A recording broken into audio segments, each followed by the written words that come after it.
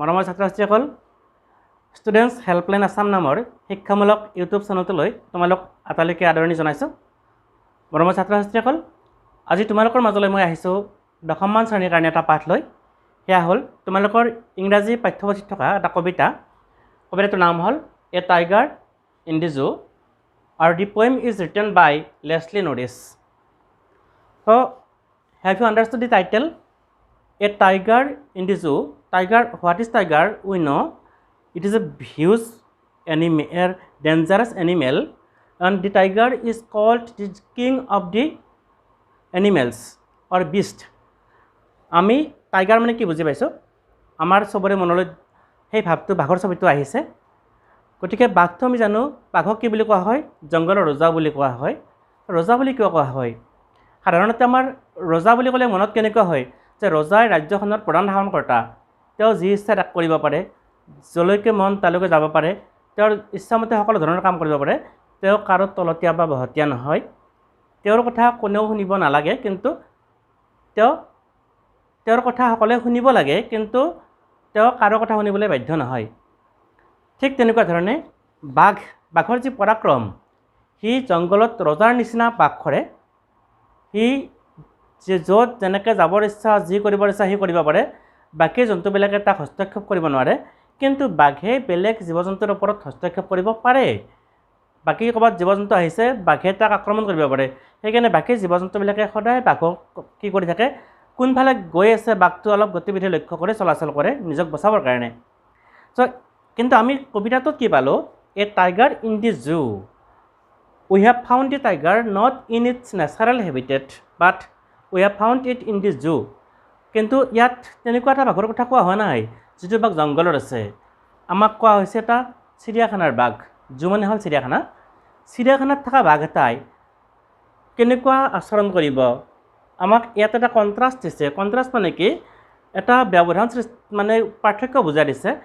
বাঘ এটাই যেতিয়া তাৰ প্ৰাকৃতিক বাসস্থানত থাকে তেতিয়া তাৰ ভূমিকা কেনেকুৱা, তাৰ আচৰণ বা ব্যৱহাৰ কেনেকুৱা হয়। আৰু সেই বাঘটোক যদি আমি এটা পিঁজৰাত সোমাই ৰাখোঁ, চিৰিয়াখানাত বন্দী কৰি ৰাখোঁ, তেতিয়া সি ঠিক তেনেকুৱা আচৰণ কৰিব নে তাৰ আচৰণৰ কিবা পৰিৱৰ্তন ঘটিব, এই সম্পৰ্কে কবিতাটোত উল্লেখ কৰা হৈছে। আমি কবিতাটোৰ মাজলৈ আগবাঢ়িছোঁ। He stalks in his vivid strips the few steps of his cage on patch of velvet white in his white rays. So তোমালোকে চাবা, he stalks. Stalk means what? He means the tiger. Stalk means walks. অৰ্থাৎ বাঘটোৱে খোজ কাঢ়ে in his vivid strips. Strip মানে কি? Strip মানে হ'ল আঁচ। ভিভিড মানে কি? স্পষ্ট, ক্লিয়াৰ। অৰ্থাৎ প্ৰথম বাক্যটোৰ পৰা আমি কি বুজি পালোঁ? যেতিয়া বাঘ এটাই খোজ কাঢ়িব, আমি জানো বাঘৰ গাত কিছুমান আঁচ থাকে, পাতিৰ নিচিনা কিছুমান ৰেখা থাকে। যেতিয়া বাঘটোৱে শুই থাকিব, সেই ৰেখাবিলাক কচমচ খাই থাকিব, তেতিয়া তাৰ দেহত সেইবিলাক পৰিস্ফুট নহয়। কিন্তু যেতিয়া বাঘটোৱে খোজ কাঢ়িব, তাৰ দেহাটো যেতিয়া এক্সপাণ্ড হ'ব, অৰ্থাৎ দেহাটো যেতিয়া তাৰ সম্প্ৰসাৰিত হ'ব, সেই সম্প্ৰসাৰিত হ'লে তাৰ গাত থকা আঁচবিলাক স্পষ্ট হৈ পৰে। সেই কথাটোকে কোৱা হৈছে হি ষ্টক্স। অৰ্থাৎ যেতিয়া বাঘটোৱে খোজ কাঢ়ে তেতিয়া তাৰ গাত থকা আঁচবিলাক স্পষ্ট হৈ পৰে। The few steps of his cage. বাঘটো ক'ত আছে? The tiger is, where is the tiger now? The tiger now is in the cage, so' he cannot move a long distance. যিহেতু সি এটা পিঁজৰাত বন্দী হৈ আছে, গতিকে সি বেছি দূৰলৈকে যাব নোৱাৰে। সি মাত্ৰ পিঁজৰাৰ নিৰ্দিষ্ট যিখিনি ঠাই আছে তাৰ ভিতৰত কেইটামান খোজহে কাঢ়িব পাৰে। On pads of velvet white in his white rage. Pad মানে আমি কি জানো? যিটো আমাৰ পেড মানে যিটো আমাৰ তলৰ যিটো খোলা থাকে সেইটোকে পেড বুলি কোৱা হয়। আৰু ভেলভেটটো হ'ল এবিধ কোমল কাগজ বা কাপোৰ। ভেলভেট এবিধ কোমল কাপোৰ বা কাগজ তেনেকুৱা বস্তু। অৰ্থাৎ তেওঁ য'ত খোজ কাঢ়িছে, বাঘটোৱে য'ত যিখন ঠাইত থিয় হৈছে, সেই ঠাইখিনি কিন্তু হাৰ্ড নহয়, সেই ঠাইখিনি ভেলভেটৰ নিচিনা কোমল, তাক সেইটোৱে বুজাইছে। আৰু in his quiet raise. Raise মানে কি? Raise means anger. কোৱাইট মানে হ'ল কাম, শান্ত আৰু খং, দুটা অৰ্থ বুজাইছে। মানে তোমালোকে বুজি ল'বা, যেতিয়া বাঘটো পিঁজৰাত বন্দী হৈ আছে, সি আনন্দত আছে নে দুখত আছে? ভিতৰে ভিতৰে সি উত্তেজিত হৈছে, সি খঙাল হৈ আছে, কিন্তু সেয়াৰ খঙৰ কোনো মূল্য নাই, কাৰণ সি নিজৰ শক্তি প্ৰদৰ্শন কৰি একো কৰিব নোৱাৰে গতিকে খং উঠিলেও সি তাত কোনো বেয়া আচৰণ দেখা নাই সি মাত্ৰ শান্ত হৈ আছে পাইছেনে বুজি quiet rage means he is really angry but he has not shown his anger ইয়াৰ খং উঠিছে হয় সি কিন্তু খংটো দেখুওৱা নাই দেখাত শান্ত হৈ আছে সেইকাৰণে কোৱা হৈছে ইন হিজ কোৱাইট ৰেজ প্ৰথম দফাটো নিশ্চয় বুজি পালা আমি চাম 2 নম্বৰ দফাটো he should be lurking in shadow sliding through long grass near the water hole where plum deer pass. He should be lurking. Again he means the tiger should be lurking. Lurking মানে সি লুকাই থাকিব লাগিছিল in shadow ছাঁবিলাকত জংঘলৰ মাজে মাজে ডাঙৰ ডাঙৰ গছ থাকে তাত যিবিলাক ছাঁ থাকে সেই ছাঁত সি লুকাই থাকিব লাগিছিল স্লাইডিং মানে কি লাহে লাহে বা মনে মনে অহা যোৱা কৰিব লাগিছিল থ্ৰু লং গ্ৰাছ দীঘল ঘাঁহনিৰ মাজে মাজে কিয় আমি জানো যে দীঘল ঘাঁহনিৰ মাজত বিভিন্ন বেলেগ বেলেগ তৃণভোজী প্ৰাণীবিলাক চলাচল কৰে ঘাঁহ খাবৰ কাৰণে আৰু সেই তৃণভোজী প্ৰাণীবিলাকে চিকাৰ কৰিবলৈ বাঘটোৱে সেইবিলাকৰ মাজে মাজে খুব নীৰৱে বা মনে মনে গতি কৰিব লাগিছিল নিয়াৰ দি ৱাটাৰ হোল ৱেৰ প্লাম ডিয়াৰ পাছ ৱাটাৰ হোল মানে কি হোল মানে হ'ল গাঁত ৱাটাৰ মানে পানী জংঘলৰ মাজে মাজে কিছুমান এনেকুৱা গাঁত থাকে বা সৰু সৰু খাল থাকে য'ত পানী জমা হৈ থাকে আৰু তাত প্লাম পানী হ'ল শকত আবদ আৰু ডিয়াৰ মানে হ'ল হৰিণা এই শকত হৰিণাবিলাকে পানী খাবলৈ যায় মনত ৰাখিবা কেৱল শকত হৰিণা নাযায় বেলেগ ধৰণৰ জীৱ জন্তু যায় ইয়াতে এটা উপমা দিছে অৰ্থাৎ সেই আমি যেনেকৈ ভাল বস্তুটো খাবলৈ আমাৰ বেছি মন যায় ঠিক বাঘে হয়তো সেই শকত হৰিণাবিলাক খাবলৈ তাৰ হয়তো বেছি হেঁপাহ গতিকে বাঘটোৱে জংঘলৰ মাজত ওখ গাছৰ ছাঁত লুকাই থাকি নাইবা দীঘল ঘাঁহনিৰ মাজত মনে মনে ঘূৰি ফুৰি তাত থকা পুখুৰী বা য'ত পানী জমা হৈ থকা ঠাই তালৈ পানী খাবলৈ যোৱা হৰিণাবিলাক চিকাৰ কৰিব লাগিছিল জংঘলত থকা বাঘটোৱে বেছি সময় শিকি হৈ থাকে চিকাৰৰ কাৰণে উত্ৰাৱল হৈ থাকে চ' নম্বৰ চাবা নম্বৰ 3টো দিছে again the tiger is pictured here in the jungle he should be snarling around houses at the jungle's edge he should be snarling snarl মানে কি এটা নাকৰ শব্দ কৰা যিটো বা এটা মানে angry sound around houses around মানে চাৰিওফালে হাউচেছ মানে ঘৰবিলাকৰ at the jungle's as as মানে কাষ অৰ্থাৎ জংঘলৰ কাষত যিবিলাক মানুহৰ ঘৰ আছে সেই ঘৰবিলাকৰ চাৰিওফালে কি কৰিব লাগিছিল